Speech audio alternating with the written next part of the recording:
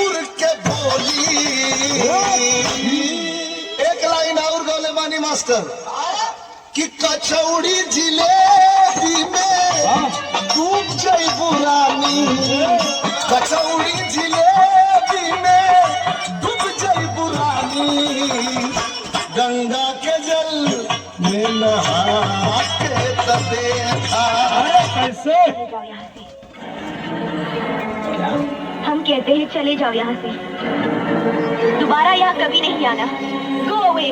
बोला तो ऐसे बड़ी जैसे कि जगह इनका बाप के है। हमरा बाप के नाम मतलब। कुछ भी कह चंदा, लेकिन जब तू खिसियालू तो बहुत सुंदर लगेलू। लगम ना, भगवान हमके फुर्सत से बनौले बाड़े। ओए होए होए होए होए होए, तहरा के फुर्सत से बनौले बड़े। हम का इंटरनेट से डाउनलोड होकर बनी का। डाउनलोड होके आइल बानी का। चुप रहो, सारा से तो मुंह लागल बेकार। गले लग जाए। मैं भाग जाऊंगा, मैं भाग जाऊंगा, ये दीवारें तोड़ के भाग जाऊंगा, मैं भाग जाऊंगा मैं। दुनिया की कोई पुलिस मुझे नहीं रोक सकती। छोड़ दो मुझे, मैं छोड़ूंगा नहीं किसी को।